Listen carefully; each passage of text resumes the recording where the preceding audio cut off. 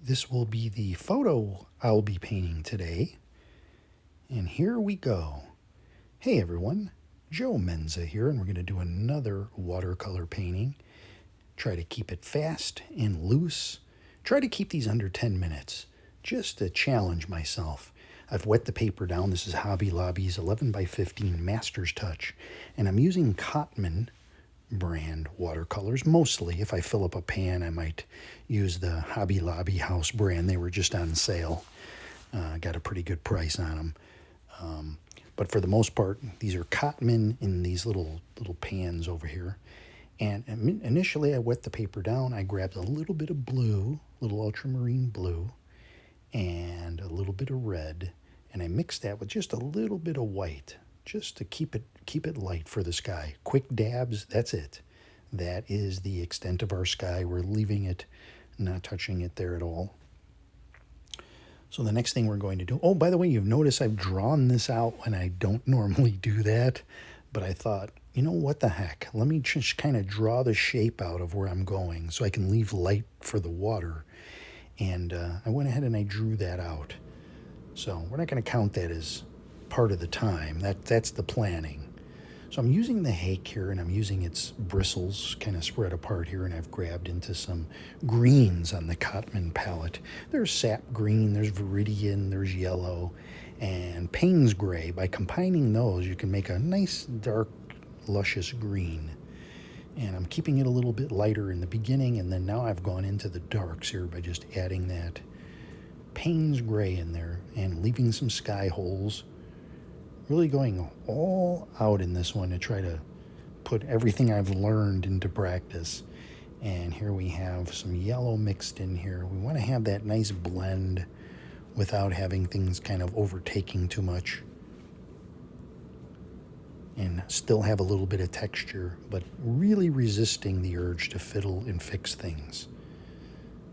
So here I'm going to this side, and I'm going to have my tree on this side. Now I got to be careful here because I don't want it to look like the trees go straight across. It needs to look like there's some distance out there. So it needs to look like the water is kind of going off into the distance.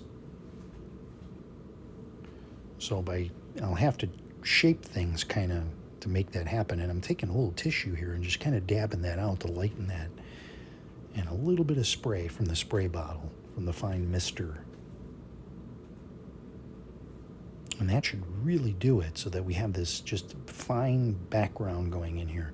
Now for the bottom area, this is supposed to look like a lot of just shoots coming up from the ground, and those things should look like, you know, they're grassy and sticks and just all kinds of crazy things. So just going crazy with the Hake brush, just kind of moving that in an up and down pattern, trying to just let the watercolor do the work.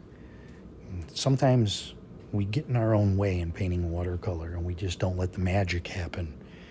And that's what I'm trying to do here.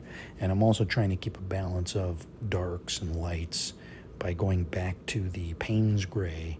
If you don't like Payne's gray, you can use, you know, a combination of red, brown, and blue and kind of make your own. Payne's gray is just like that convenience color, gets you there faster as far as I'm concerned. But if you use too much, you get that what they call bronzing on your page, where it looks shiny when you look at it from an angle. So you have to be careful not to use Payne's gray, especially straight. You don't want to use too much. So again, keeping the area open by the water. I really want to keep that light in there, resisting urge to, you know, sometimes you want to put blue in there. And, you know, in my area, in the Midwest area, the water is not blue. You go to places, matter of fact, it's kind of brownish green looking. But, you know, running water just in itself is nice to look at. It, you know, it's a nice sound and everything like that to capture that essence. But most of the time, the water looks kind of green anyways, because the water is reflecting off of the trees that are around it. Plus, the water was moving fast today. So the clouds, you know, you're not reflecting the light in the clouds from above. Well, the light you are, but you're not reflecting the blue of the sky. You know, if you go into like the Caribbean, the water is blue, the sky is blue. Well, its water is actually kind of green, but that's another story. So here I'm going in with these darks here. Again, trying not to go too dark. See, you have to be a little bit ahead of the game. You have to kind of painted some watercolor and know how far you can take it before it really gets to be a problem. Like this little part I'm doing here, this little mound area, it's almost just a little too dark. And before it gets wet, you can add a little bit of yellow. You can even dash a little bit of brown in there. But the reason I'm going dark is because I want this to really show the water area. That contrast, that's what's going to make the difference, the middle contrast and the sky. Those two things played off against the greens and the darkness of the greens. I had this vision in my mind to do it this way. So now here I'm taking my fan brush and I dip that in some yellow, lemon yellow, a little bit of cad yellow hue, and plenty of water here, and I'm just flicking that in. I'm flicking that. It's kind of going everywhere, but that's okay. I'm flicking this in here just to kind of break up, get a little bit of yellow in there. It's not going to do a lot.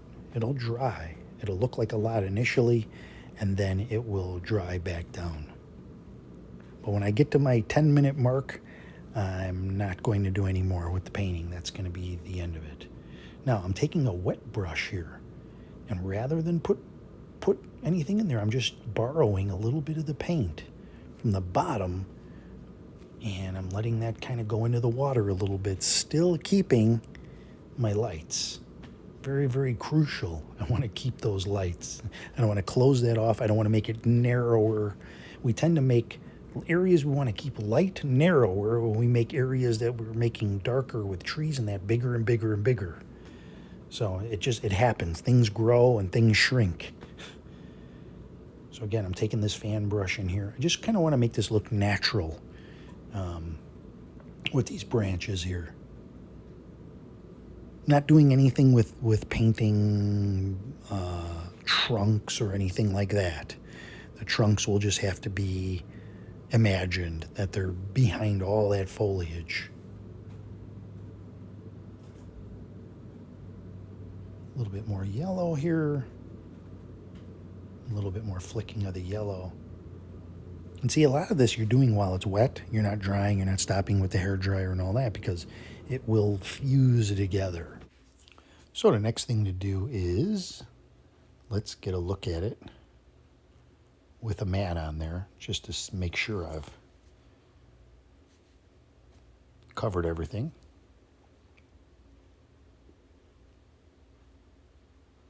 Okay, here's my little handy mat. This mat was in a frame, that's why it has that plastic inlay on it, which I kind of like. The frame broke. So I'm just going to come in here, and these little branches here, they're a little repetitive and they look a little clumpy.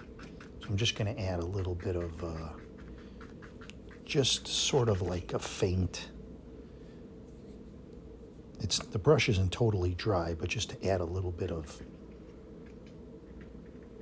something there, like sticking out, like twig-like almost.